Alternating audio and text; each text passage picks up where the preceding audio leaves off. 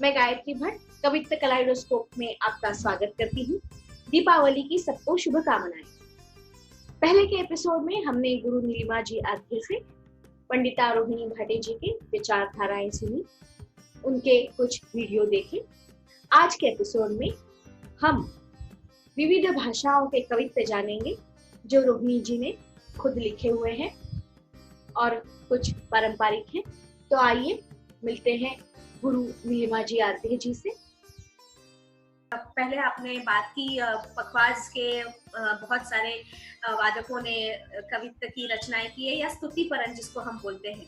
तो नर्तक जब करते हैं तो उसको हम कवित्त बोलते हैं, और जब पखवाजी या पखवाज वादक कोई ऐसे साहित्य के साथ अपने शब्दों को मिलाता है तो उसको स्तुतिपरन बोलते हैं। तो इसमें क्या डिफरेंस है या कुछ उसमें विशेषता है? इन दोनों में फर्क नहीं देखना चाहिए, क्योंकि ये फॉर्म है कवित्त का और उसमें उसका एक प्रकार है स्तुतिपरन। क्योंकि एक बार हम कवित्त कहते हैं तो इसमें शब्द तो काव्य तो होना ही चाहिए, और जब किसी देवता के स्तुति में कहा जाए वो जो शब्द है वो वर्णन पर हो, भक्ति पर हो, स्तुति पर हो और उसमें पखावज के बोल लगे हो ऑफ कोर्स, तो ही उसे स्तुतिपरन कहेंगे। सो कवित्त के जो सारे प्रकार है उसमें से एक स्तुतिपरन है, ऐसा हम कह सकते हैं। और हम करते भी हैं, कथक में भी करते हैं, ऐसा नहीं कि सिर्फ वादन में है। तो आप कुछ ऐसे स्तुतिपरन रोहिणी ताई को आप तो मैं आपको एक रोहिणी ताई ने मुझे सिखाया हुआ एक कालीपरन आपको दिखाऊंगी।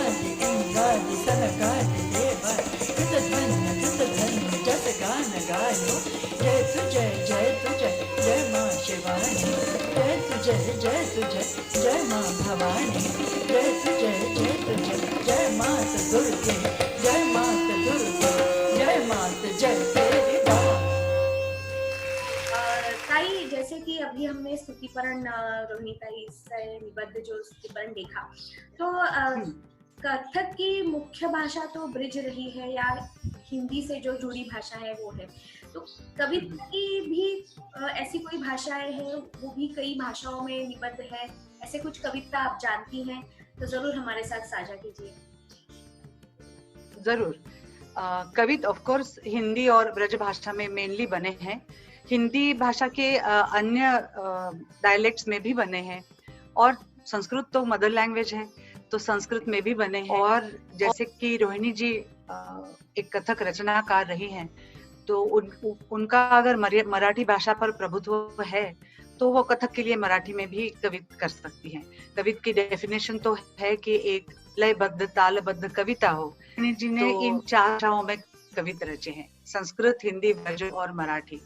तो मैं थोड़ा सा आपको इन कॉम्पोजिशंस के बारे में बताती हूँ। सबसे पहले मैं लेती हूँ एक संस्कृत का कॉम्पोजिशन। ये एक स्तुतिपरन है, दुर्गा स्तुति पर आधारित और विलंबित एक ताल में रचा गया है। सो अगर इस तरह का कोई कवित्त हो तो आप ताल के शुरुआत में कर सकते हैं, और ये तिश्र जाति में है। धिन धिन धागे तिर किट तू ना कट तिन धागे तिर किट धी ना जय दुर्गे भव भयहारिणि कर कृपाण असिधारिण रण रागिणी मनहारिण खर नखर असुर दारिण जय जय जय जय हे महिषासुर निर्दालिन मद मर्दिन नित नित स्मरामि नित नमामि ते देवी नित नित स्मरामि नित नमामि ते देवी नित नित स्मरामि नित नमामि ते देवी। बहुत सुंदर स्तुतिपरण है और इसके कोरियोग्राफी भी बहुत सुंदर है। तो ये हुआ एक संस्कृत कवित। एक हिंदी का कवित हमने अभी देखा है, हाट घाट नित तकत बांट। तो ये हिंदी का एक कवित था जो कि मध्यलय तीन ताल में था, चतुश्र जाति में था। तो अब एक व्रज भाषा का देखते हैं, जो मैं कुछ लाइन उसके पढ़ के आपको सुनाऊंगी। और ये लमछड़ कवित है। वैसे ये है द्रुत जपताल में, तो खंड जाति में है ऐसा भी कह सकते हैं, और द्रुत जपताल में बरताया जाता है।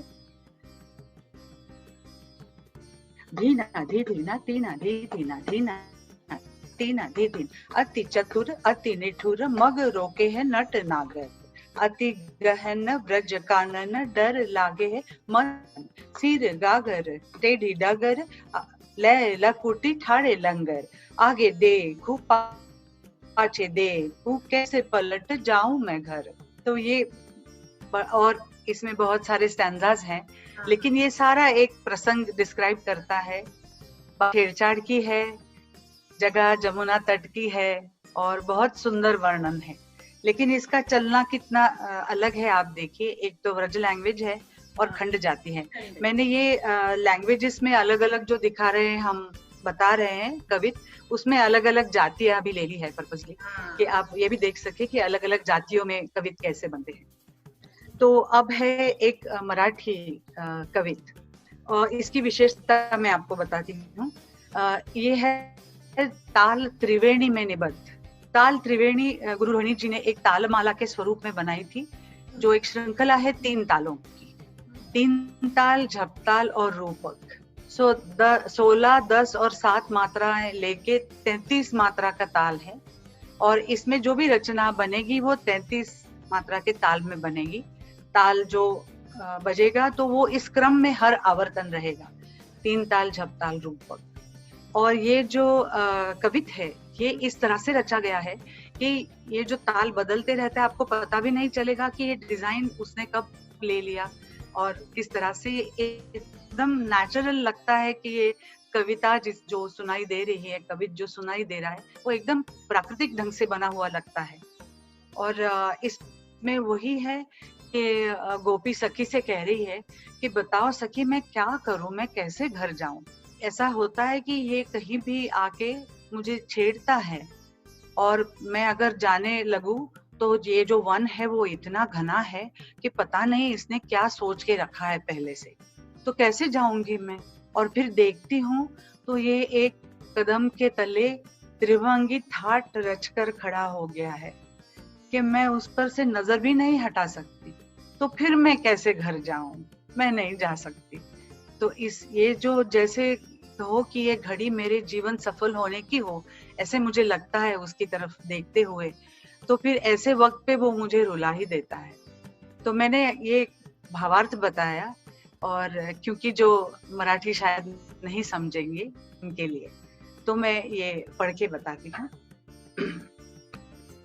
धा धिन धिन धा धा धिन धिन धा धा तिन तिन ता ता धिन धिन धा धीना धी धीना तीना धी धीना तिन तिन ना धीना धीना हा मज छळी तो भुण भुण करीतो अटी तटी दाटी वाटी सामोराकी ठाकतो सखी आता काय करू मी अगं घरी कशी जाऊ मी रान असलं दाट ज्ञान कसला घातलाय घाट कदंबाच्या तळवटी त्रिभंगी थाट रचितो वाजवितो वेणू देह भान हरपवितो सखी आता काय करू मी अगं घरी कशी जाऊ मी साफल्याच्या क्षणी सुद्धा डोळ्या धारा लावितो।